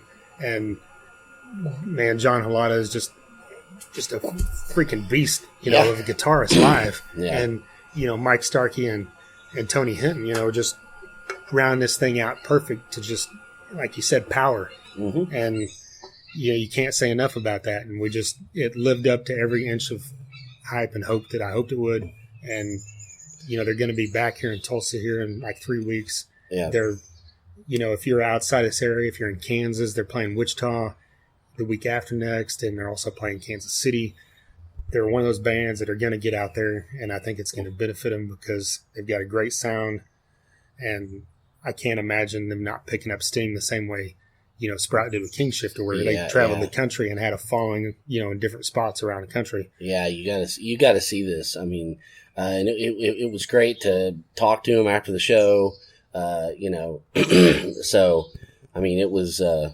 it It was awesome. Yeah, you know, Sprout was like, "Hey, do you have a beer?" And I'm like, "Dude, if I had like 30 beers right now, I would give you one. I had one though." So I mean, it was just, I mean, you mean give them all? No. I had to have one. I had to have one for me. You know, but no, you know, they're just great guys. You know, just the best souls and just the best fucking. I mean, one of the absolute. I mean, they're up there with Megadeth and, you know, Hatebreed and Scorpions. Yeah. I mean, and that's definitely. Heavy clout right there. Yeah, it is. And, yeah, like we talked to him afterwards, and both John and Sprout said that, you know, after playing that first show earlier in the morning, they played 2 shows that day. That it kind of lifted a weight off shoulders because you got those first shows under your belt. Yeah. And so now it's probably going to be gravy for them. And they just let it all hang out. Yeah. And, you know, Sprout came by the campsite a couple of times. Yeah. Or one time Mike Starkey was driving by and they stopped and talked for a second. And, you know, so it's just, you know, cool to know these dudes as well as love their music. Yeah. So exactly. Much respect. Like I said, with W Door, get on there, look up Screaming Red Mutiny on Facebook. Their EP's out now. You can buy it. You can listen to it on Spotify, but I implore you to get on to Amazon or Google or iTunes and purchase this thing. Exactly. I think it's 5 songs, so it's not going to cost you much, and you got to support amazing music, up and coming music like this. Hell yes. Well, was that the end of Saturday? I think. No, it was not. Well, I mean the end of because we saw Mycah. There you go. Was that was before, wasn't it? Or was that after? It was. We might have skipped it because it was okay, retrospect, but that's fine because we're going to get into it right now. Oh, yeah, that was during the night. That was like 8 p.m. Yeah. Well, I jumped away. Anyway, we made a point to get over there and see him because I had talked to her earlier about doing an interview the next day. Yeah. So we definitely, that's one of the ones that were on our schedule we didn't want to miss. Yeah. We got over there and kind of like I said about Wild Throne, completely different than everything else that was out there. Yeah. Was Mycah because they, you know, they're more of a poppy kind of pop punk 70s, 80s, like you mentioned in a review you did, kind of that glitter glam vibe, mix all that together. So, and they were playing at the same time as Texas Hippie Coalition was on the side stage. Yeah. And so, which worked out good for them because it was totally different veins of music, and they had a decent little crowd over there going nuts, you know, to just feel good rock and roll. You know? Exactly. And for me, the choice is clear every time. If you're going to say, do you want to go see Mycah or Texas Hippie Coalition? 10 times out of 10, I'm like, well, I'm going to go see Mycah. And I mean, no disrespect, you know. Deal with it. You know, I probably shouldn't say anything, but I wasn't going to talk. I'm not going to talk any crap because they have a loyal fan base and they are good at what they do. But it's just weird. Neither one of us has ever been into them, and I've tried. And it's not saying anything bad that they're bad. They're a good band, but it's just not my thing. And which is funny because I like a lot of the stuff that they're in the vein of. Yeah. But it's just anyway. No disrespect to THC. They're doing something right. They had a huge ass crowd over there. Oh yeah. So much respect for that. Yeah. But back to Mycah. Yeah. I thought their set was, electric. It was upbeat. They're rehearsed. They're professional. I think Devin Mycah, she's beautiful. She is not shy. She can hold an audience. She has no problem making tracks all over the stage. She feels this stuff. And it comes through in her performance, and it was really cool to finally get to see. Yeah, and she has a great solid band with her that definitely put on a great performance. They played several of the songs from their EP that just came out, Diamond in the Rough. Like I mentioned, there's a review up on LethalUnderground.com. Yes, check that out. And they played a few covers. Yeah, Motley Crue and Guns N' Roses and Bon Jovi. Night Train. Yeah, Night Train. That's my absolute favorite song of all time. Yep. And they did it justice. Yep. And they it wasn't as raw as Guns N' Roses, and dirty, but because that's not what they are. They did it in their vein. They did it their own. They sounded good doing it. Yep. Two for me and one for you. Yeah. And Yeah, you can't say enough about a band that, like I said, isn't as heavy as what most of the bands at Rocklahoma are, but they still put on a performance, command the crowd. You know, another cool thing was they threw out balloons and beach balls, which, you know, I've been at shows where that kind of annoys me because beach balls are hitting me in the head, but like with them, it fit perfect because it's that whole kind of feel-good vibe. That's right, yeah. And they had wrote Mycah on the beach balls, which I thought was brilliant because you know that as soon as that show ended, someone grabbed that to keep it. Yeah, exactly. You know, and they're going to remember that. They're going to remember it, You know, they're going to remember Mycah. And the other thing was, leading up to those, everywhere you walked, whether it be inside the venue, whether it be out in the campgrounds, all over the place, there were flyers that said Mycah 8:15 or whatever at the retrospect, and then 1 a.m., you know, the next night at Camp Yeager. And that's right. I think the only other band I might have saw a flyer for was Moxy and Influence. Yeah, well, there's that hard work. You know? And it shows you that's smart. You know, every band should have done that. Yeah, you're right. You're right. Anyway, I think that wraps up Saturday. Yes. I'll mention Hell Yeah. I did not see them. I walked by a couple of times. They had an insane crowd over there, you know, which is deserving. That's another band that's busted their ass and got here. And I've always liked them, but I'm just kind of at the point where I've seen them enough that I wasn't worried about getting over there. You know, we're massive Panther fans. We love Vinnie Paul. I've always liked Mudvayne, liked Chad Gray's voice, but like I said, it wasn't something I was making a point of doing just because I'd seen them enough throughout the years. You know? Yeah, but you know, you got to say that's one thing that they don't rest on those laurels of Pantera and Mudvayne. I mean, because they don't do any of those songs. Yeah, I don't know that they've ever played covers. And they've got their own. They've got their own, you know, niche. They've got their own following now. They don't have to do that. So, I mean, nothing but respect on that part of it. Yeah. Yeah. Well, that might wrap up Saturday. I think we're ready to go to Sunday. As far as bands go, yeah. I mean, it didn't wrap up Saturday. We were up quite a while, hanging out with some friends. Yeah. Well, it was your birthday by then. Oh wow, yeah. So yeah. You know, my birthday was Sunday, and so you know, at 12:01, I think it was Tracy yelled "Happy Birthday," and then it was on. Then it was on, and you know, a lot of people around there knew because of you guys telling them, and of course, people coming by. You know, I can't say thanks enough. Not just throughout Sunday, people. I'm like, how do these people know it's my birthday? And you know, because they weren't over at our camp for people to tell them, and I think. You know, it's people I'm friends with on Facebook, so they probably got the alert if their phone worked. And and you got to say, Tracy and Maggie did a great job of telling everybody they got everything decorated and ready to go. Yeah, they decked out the camp in balloons. They asked me the night before, will you help us blow balloons up in the morning? I said, yes, I will. And I did not because I didn't go to bed till like 5, and I was just a complete wreck. So it was all them. They busted their ass, and it was great. Yeah. Yeah, you'll see pictures here soon enough, but they decorated everything with Tiffany Amber Thiessen faces everywhere. Because that's the love of your life. Yeah, on sticks and on signs and on stickers.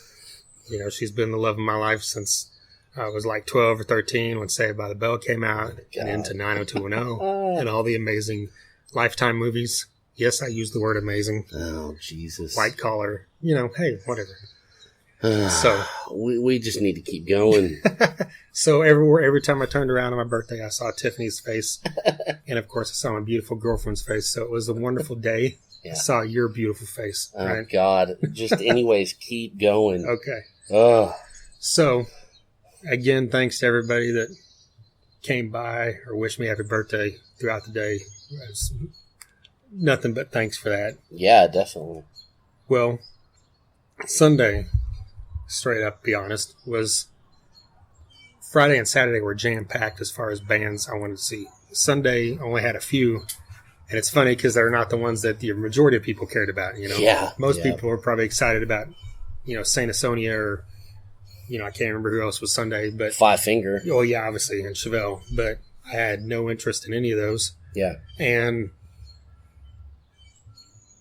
actually, we went in there we got in there early enough to go eat, I think, and then see Great White.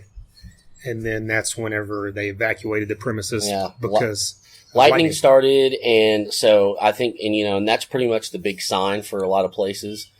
Sports events, festivals. They start seeing lightning, you're out of there. Yeah. So they evacuated. We went back to the campgrounds, but nothing really ever got out of control. It was just a precautionary thing. It rained a little bit. That was about it. Yeah, it was real. Yeah. Like, we just got lucky. I guess the radar showed it coming straight towards us, and then it kind of broke up and went around, which is perfect. Yeah, Candy was watching the radar, and it was all kind of around us, but it never hit us. So we got like a 2-hour beer fest. Yeah. Yeah, and then they announced we're opening the venue back, and no band will be cut, because that's one of the things you worry about, if they'll go right back to the schedule. Yeah. But they didn't. They just pushed everything back a little under 2 hours. Or I think it was exactly 2 hours the Great White started. Yeah. But then all of a sudden they started kind of bumping bands a little and having them cross a tiny bit on the main stage and the side stage. Or, have them shorten the set or something. Yeah. And then they did some sound checks during other bands, which kind of sucks, but hey, you can't help it in this situation. You just got to go with it. So it's better to be able to see Great White, Sebastian Bach, and I'm drawing a blank on the side stage. Mystery was over there, Citizen Zero. Yeah. So it's good that these bands still got to play, even if, you're over there and you hear a snare drum hitting over here. Yeah. You just got to deal with it. Yeah. It's better than not seeing the band at all. Exactly. So, what'd you think of Great White? I was totally impressed. Like, I had watched videos, way back when Terry first joined the band, just out of curiosity. Yeah. Because I've always been a huge fan of Great White. Oh, yeah. Yeah, you more than me, but I still love him, Yeah, and he sounded great. And I like the fact that, they got a seasoned performer. They got a guy that had been there and knew what he was doing. But they didn't look for someone that was a clone of Jack Russell, but someone that still was in the vein and had that style of vocals. And if you don't know, he was a singer of XYZ. They had a big, hit in I think it was around early 90s called Inside Out. Yeah. And as far as I know, that's the only, major success they had. Yeah, but look that song up. You'll be singing it for the rest of the day. Yeah. And so getting to see him live, it was great because he fits those songs perfectly. I won't lie, just like anyone that's a fan of a band like that, you obviously wish Jack Russell was up there. But that's not the case, so you can't complain about it. It's cool that they were there. You got Mark Kendall, totally. You got Michael Lardy, and so it's cool that, it's a chunk of the original band up there. Terry does all the songs justice. They're another band that there's tons of songs I would have loved to hear, like Lady Red Light or Big Goodbye. Yeah, Big Goodbye would have been great. But they did a solid set list. They played one of the newer songs with him. They played Desert Moon. So and of course, they played what you knew they were going to play, like Save Your Love and Once Bitten, Twice Shy. Yeah. They didn't, and they played House of Broken Love, which I know the last couple of times they were at Rocklahoma with Jack Russell, I don't think they played that. Yeah. And they, I was kind of, I guess maybe it was because it ended up being later night, but there was a big crowd down there. Yeah, there was. I was really happy to see that, and I was kind of worried, because they, they're not a modern band. And, I looked back from the pit to the photo line, and there were kids up there, like teenagers rocking out. And I was just like, man, this is great. That is good. And another thing I noticed, I don't know if I forgot to ask if you saw this because it wasn't far from where you're sitting. Did you see the guy propose to the girl? Mm-mm. Yeah, like they got up to the front of the line. All of a sudden, I hear all these people cheering behind me, like significantly during a song. And I turn around, and they're like, he had stood up right then and was hugging her. And, everybody was going nuts because this dude proposed. And he proposed to her during Missed a Bone. And I'm like, I don't know if they didn't look real old. They looked maybe 20s. So I don't know if they just, funny. If he just did it when he had the chance or if they're actually Great White fans or what. But I'm awesome. like, he proposed to her during a song about sex. I'm like, that's hilariously awesome. That is great. And, so, hey, good luck to them. Yeah, congrats. Yeah. Well, and did you say you loved it, right? Oh, yeah, I thought it was great. I mean, they were on point. I mean, they did a good set of hits. Mark Kendall is an amazing guitar player, and I loved that guitar he was playing. So, I mean, yeah, it was awesome. I had a blast. Yeah. Well, Sebastian Bach. that's what we're up to, and let's get into this. Okay. Because we're going to say some stuff that some people might not like, but it's the truth, and you just need to hear it. Okay, this goes back to my youth of, like, the first bands I really got into that got me into heavier rock, because I know no one's going to say Poison is heavy, but Poison and Def Leppard were my gateway bands into hard rock. Yeah. And then I really got into the GNR and Skid Row, which is a little bit heavier, and then went on into metal and everything. But so Skid Row has been one of my favorite bands since I was like 12 or 13. Yeah. Since that first album hit. And those first two albums are two of the greatest albums of that era. Hands down. Yeah, definitely. Subhuman Race, the third album, is phenomenal as well. Doesn't get the love it deserves. And hey, I'm such a big fan of Skid Row. I love the albums with Johnny Solinger. I thought they were great with him. And I'll go see Skid Row any day of the week, and I'll see Sebastian Bach solo any day of the week. Yeah. And so really looking forward to it because he's always been one of my favorite singers. I remember last time he played Rocklahoma, I thought it was a little off. Like, he doesn't sound bad, but it was just something about it didn't seem as good as it could be. Yeah. But this time was a little different. This time I was down there in the pit, and I kind of had a bad spot at first because I couldn't hear his voice. We'll get into that, but that's just because I was down low. That pit kind of angles down, so I moved a little to the left, and then it got better, and the set list was great. He played what you knew he was going to play, but then he played The Threat, which is totally... Yeah. I was down there, like, geeking out, and I looked, I saw one of the guys singing the words, so most people are probably like, what's going on? But if you're from that era, Slave to the Grind front to back, so you know that song. The Threat, yeah. And he didn't play Slave to the Grind, but that's probably because he flipped it out for The Threat, and I thought that was great. You don't get to see stuff like that unless you're seeing a headline show by someone, I know. Well, early into the show, he started yelling at some fan, because I guess they were yelling at him to turn up. They couldn't hear him, Telling him to turn up his mic. Yeah, and then he did it again later to another fan in the middle, which I know who that was now because I saw him post on the page. Well, and that guy was diplomatic about it, which I thought was cool. I think it was, I'll give him a shout. His name's Cole. I can't remember his last name, but he thought it was funny that he was yelling at him. He's like, I almost flipped him off, back because he flipped him off. But he's like, I didn't want him to tell security to get me out because he's one of my favorite singers. So I want to see the rest of the show. Yeah, well, these singers don't have a volume knob on their microphone. Yeah, and I've seen tons of comments already on Facebook, like, flip a switch, or this. I'm like, no. He said as dumb as it sounds when he yelled, it's not my job. It isn't his job. He can't do that. He can't. He could have got on the mic and stopped the show and said, hey, sound dude, fix this. But it was a rolling, they were on that was the point after that lightning thing where there was no, it was like on snap, snap, get out there, go. Yeah. And I think even him and a couple other bands after him, probably even Five Finger Death Punch, had time cut out of them because I saw they only played an hour and most headline bands play longer than that. Yeah. So I think they cut everybody by a song or two. And like he said, I'm not stopping the show. I've only got 40 minutes or whatever. Yeah. And he, so. Yeah, he people. I saw people on Facebook call it a temper tantrum. Well, no, it fucking wasn't. He had every right to say that. He said, look, it's not my job to turn on the microphone. We've got 40 minutes, I don't give a shit. I can't stop. And, and I think he had every right to say that. He had every right. And, people should know, it's not, there's a guy way in the back doing the sound or on the side. And that's that guy's job to know, wow, I can't hear him. Maybe I should do something here.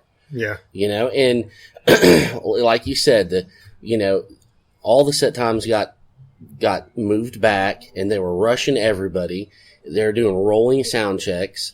And that's just kind of like, which means get out there and start your set and we'll just tweak it as you go. And hopefully by the end of the first song, we'll have it. And that happens a lot, especially in situations like these. I had no idea it was even starting. Yeah. A guy was back there playing the drum beat and I thought he was sound checking. Well, here comes Sebastian. And they kicked into it, But, you know, I'm like you. The last time he was at Rocklahoma, you know, it just didn't hit me. You know, and this year he sounded better. He looked better. And, you know, once, you know, the first couple of songs, he got the kinks worked out. I think he started having fun.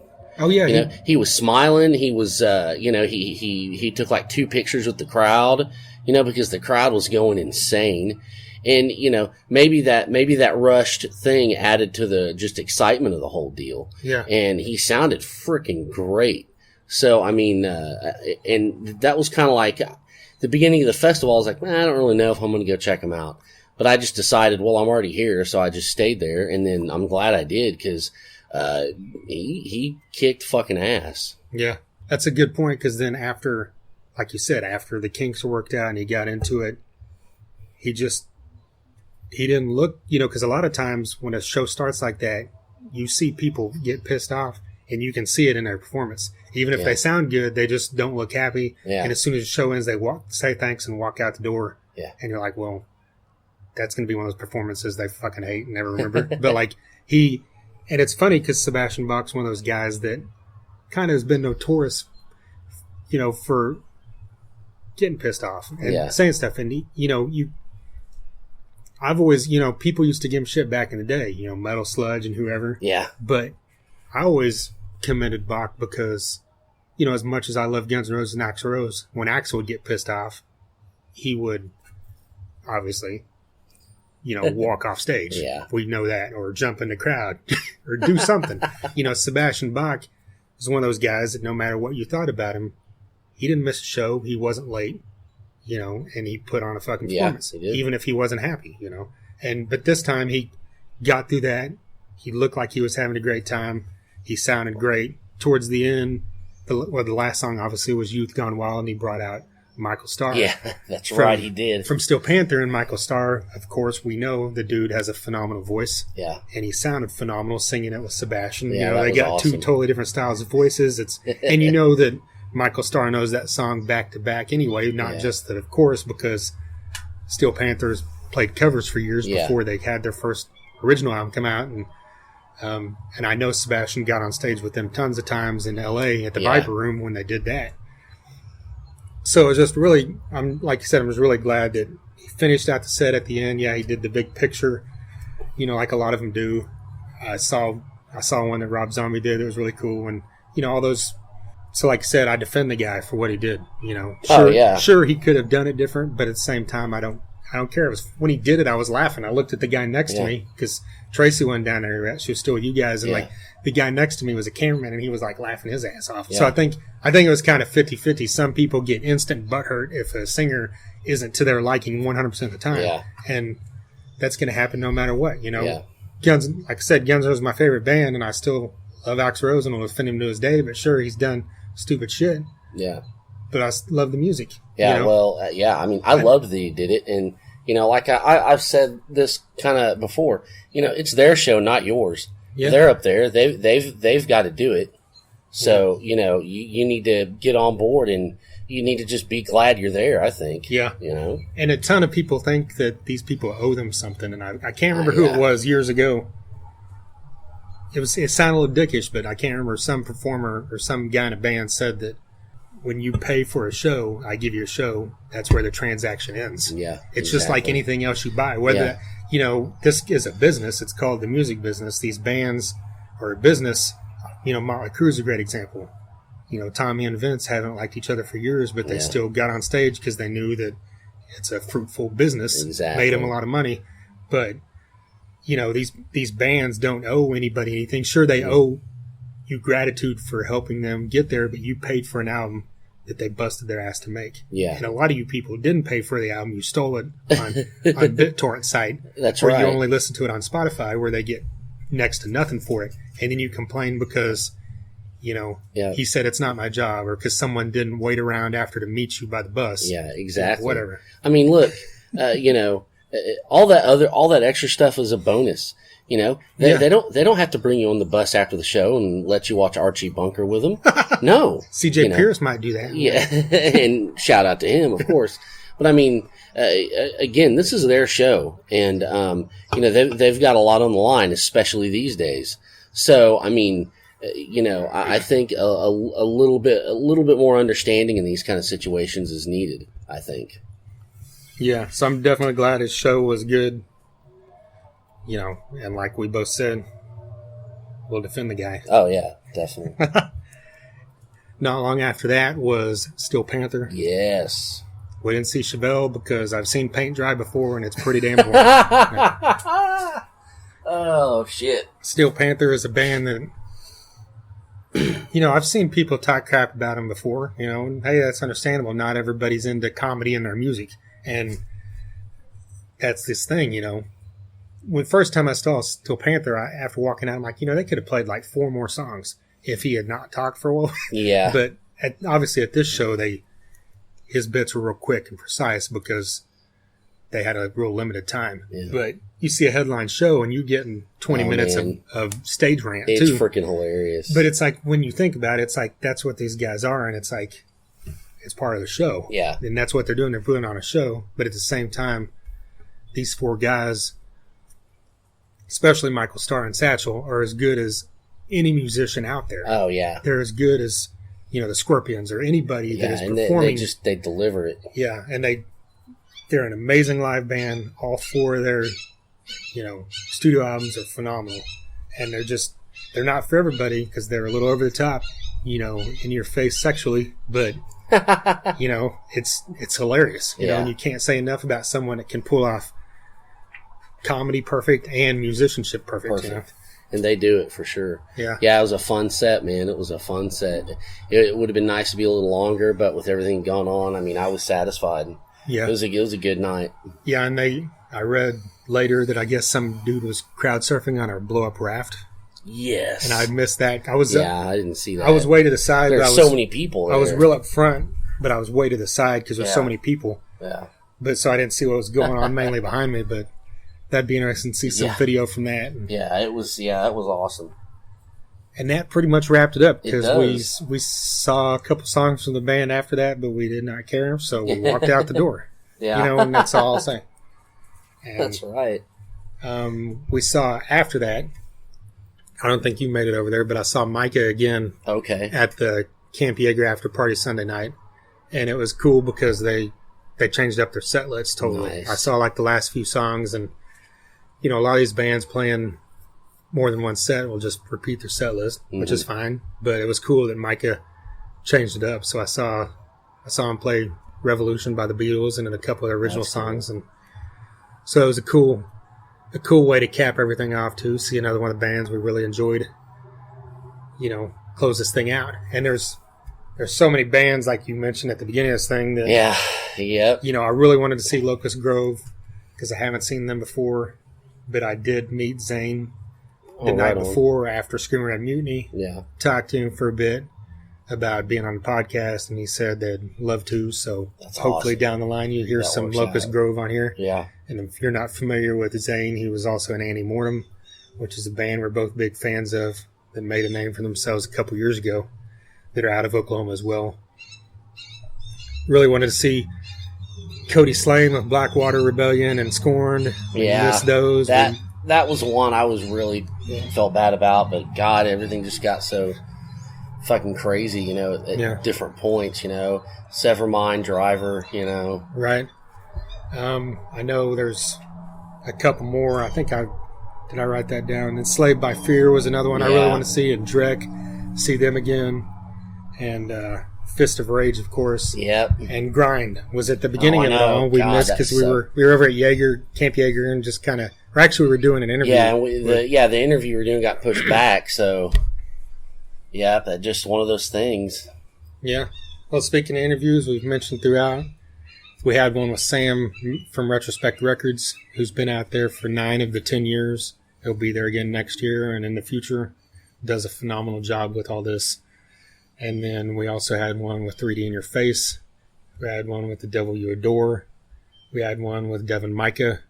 And then we had one with Amanda Meredith, the Attic chick. Yes. So if you were over near the Retrospect stage, the big tent they had over there with some some booths in it. One of them was her, and she was selling her book. Yeah, she got a great book out. Yeah, along with some other stuff. And her book is extremely open about her life.